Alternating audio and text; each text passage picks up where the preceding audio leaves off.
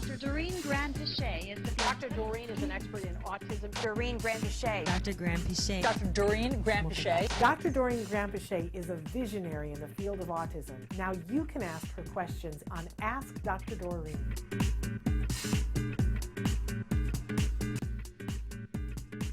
Now, Dr. Grand-Pichet, I got to start with a question today because so often we talk about on this show, we always say that this show is meant for the larger autism community. That starts with the people on the autism spectrum, of course, but it includes everyone who loves them. And often we hear from parents and caregivers, more and more we hear from the individuals who are on the autism spectrum themselves. Occasionally we hear from a teacher or someone who is working in the field of autism. But there's another category of people that we would love to hear more from. So I want to honor that by starting with a question from a sibling. Oh, nice. Because this is a very specific road. And for those of you who are not a sibling, I want you to hear this and imagine if the sibling in your life was saying this, because I want to be supportive. Now, this is from a young person who's still living at home with their sibling, and there is some language in it. I'm going to refrain from saying the language, but give you an idea of what the language is, okay? And I got a plane going overhead, sorry. My brother, 14 years old, has autism and ADHD, as well as some other things that aren't currently important. His special interest is cats. We have a few, and I understand that he likes talking about them, but every single conversation somehow delves into him talking about cats. I'm not being dramatic. You can ask him anything, and his response will somehow be related to cats, delve into the conversation of cats. It's maddening. Earlier today, I was trying to eat breakfast, and he went off on some tangent about cat genetics.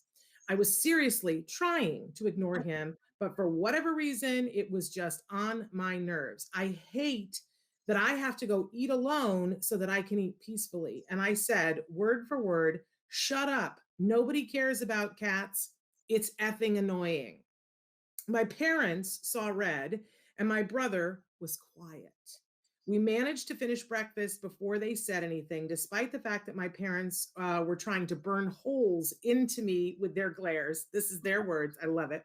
It was, honest to God, the most peaceful breakfast that I ever had. They basically, right? They basically grounded me until they think I've learned my lesson. So I'll probably be grounded until they forget that I'm supposed to be grounded. They're calling me ableist while ignoring the fact that I'm struggling with him. I don't see why I have to put up with him all the time. I just want to eat with my parents in peace. But of course, that's not allowed because everything has to be comfortable for him. Despite the fact that I thought I was right at the time, they're making me feel guilty, and I'm having a pretty serious internal debate. So I bring my query to you instead. Am I the butthead, I'm saying here, just adding that I've tried asking politely several times in the past, and he just ignores me. My parents also don't care on my feelings. They just want him comfortable. So talking to them is useless. What should I do? I love him, but this is driving me up the wall. Don't you just want to hug this individual? I just want to hug her so bad. Yeah. So, Shannon, and I know you have a lot of thoughts. Please jump in on this one as well. I want to start out by just making a point of two things. One is you did nothing wrong. You absolutely have the right to say how you feel about it.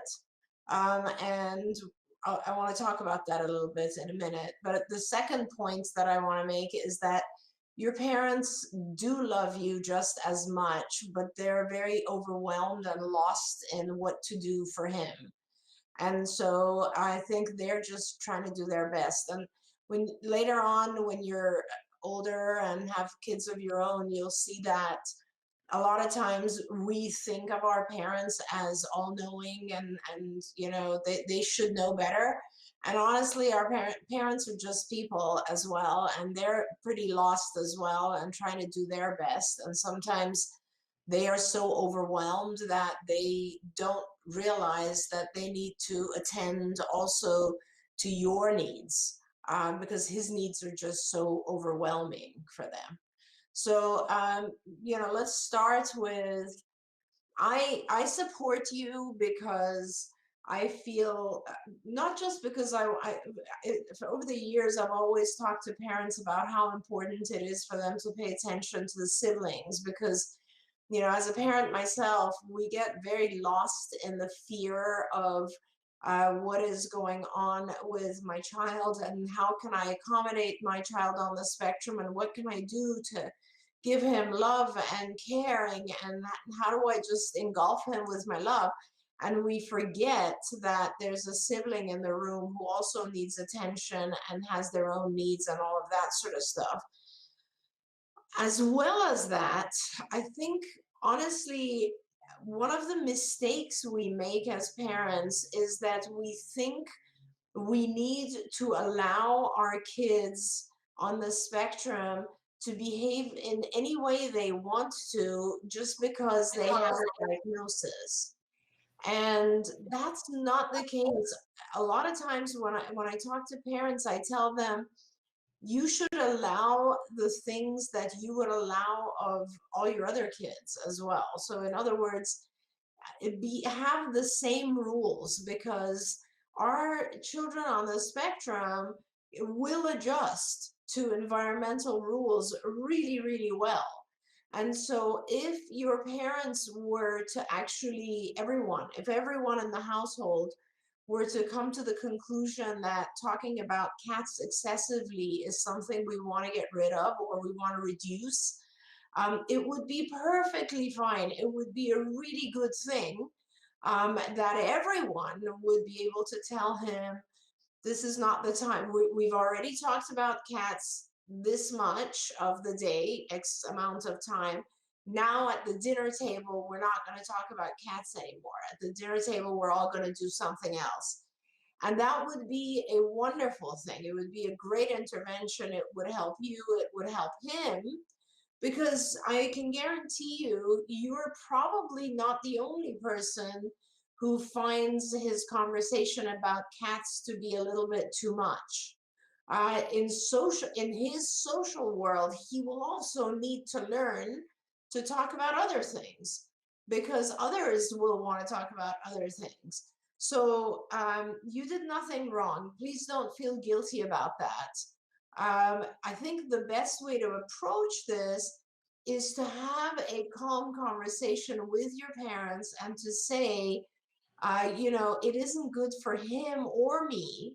Explain to them that you're super frustrated and that you also need to have a little bit of peace and you also need to have time with them, which is not focused on him. Just tell them those things. And also tell them, you've been looking into it and you've been asking experts, and it isn't necessarily the right thing for him either, for everyone to allow him to stay on the same subject. Any kind of rumination or repetitive behavior of that type goes against social norms. Social norms dictate that we are able to be flexible and that we pay attention to other people's interests just as much as our own. And I'm sure that's what your parents want for him. They probably just don't know exactly the path to get him there. I'll stop. And I love all of that. I don't know how old this sibling is, but I want to tell you that if you're 16 or older, there's a television show called Atypical that, especially season 1, is going to make you laugh because it's very parallel to your life. There's a sibling who has a brother on the autism spectrum, and on the show, he's obsessed with penguins and everything is penguins, and she wants to pull her hair out. So I think that, there's a lot of sexual situations in the show, so I wouldn't recommend it to you if you're under the age of 16, but otherwise, I think, there might be some aspects of it that you would be like, oh, it's not just me. But I love all the things that Dr. Granpeesheh has said. I think all of us as parents need to be aware of the fact that we do need, I wasn't lucky enough to have a second child, But I know that for those of you who are, it's a balancing act and trying to figure out. But maybe if the thing I heard the most in this is that I would like to be able to have breakfast with my parents in peace. And I think that's a reasonable ask, as Dr. Grant-Pichet said. And if it's something that you can't have breakfast, what about asking your mom and saying, once a week or once a month, can just you and I have lunch together? Can we have a lunch date together? Because sometimes parents they want to do something better. They want to do right, but they just don't know how. So if you say, I would like a lunch date, and, if your parents are willing to do as Dr. Grant-Pichet said, which is to say, okay, there's no discussion of cats at the table, or you get to bring up 3 cat things or whatever. If he violates it, that ask your mom, can I get up and go to my room to finish my breakfast? Because I want to get you set up for school in the morning without you wanting to throw things at the wall. But can I also say, I just think you're remarkable that clearly you're a writer. Clearly you have a very funny sense of things, because the way you describe things and them glaring holes through you are going to do well in life, my friend. And all of this that you're experiencing right now and all the emotions, I'm sure that there are people who are watching who are like, oh, I so get it. And that is a gift. And you're going to, I swear, the people that I, have the most affinity with in life, first of all, I just enjoy spending time with folks on the autism spectrum. But I got to say that spending time with siblings, these are the best people on the face of the earth. I agree. Right? So I think you're remarkable and are going to do remarkable things. But hopefully you can take some of Dr. Grant-Pichet's advice and start to get this train on track for you, because you matter. And I know you matter to your parents. They probably just, like, as Dr. Grant-Pichet said, they may not know what to do, but you're awesome. I know they're exhausted. I mean, I want to say one of the things with parents is that parents just become exhausted, parents of kids on the spectrum, and they just kind of want to take the easiest way out, which a lot of times, if you stop, there's also a possibility that if they were to tell your brother not to talk about cats, he might tantrum or get upset, and then your parents would have to deal with it. And they're exhausted. And a lot of times parents will just avoid a situation that will cause extra work because they're exhausted. And it all makes sense. And we just have to, it's like, this is why, Shannon, they say it really does take a village when you're raising a child on the spectrum. It's so much work.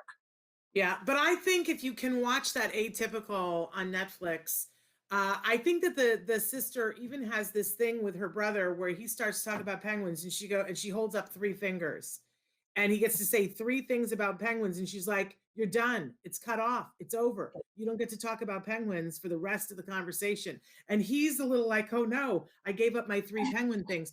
But you see the relationship between these 2 characters. And I know from interviewing them that they have writers on the staff that were siblings of people on the spectrum. It's based in reality. I think you'll relate to it a lot. But what I love about that is that she has a very different relationship with her sibling than the parents, because of course. But it's a good relationship. And I so loved when you said, I love him, but I'm finding him annoying. You can use these tools and you can have a great relationship with him. Okay, we got a bunch of questions that have come in.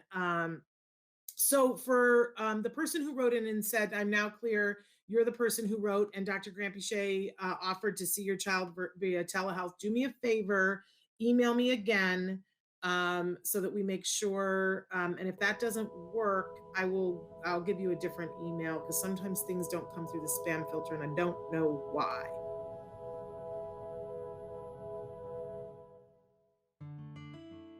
Thanks for watching Autism Live.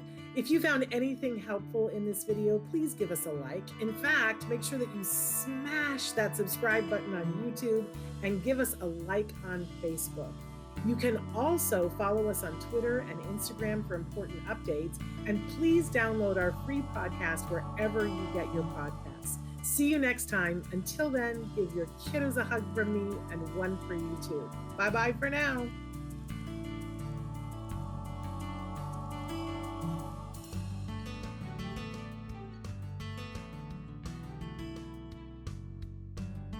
To subscribe, click here. And if you'd like to check out some more of our videos, click here.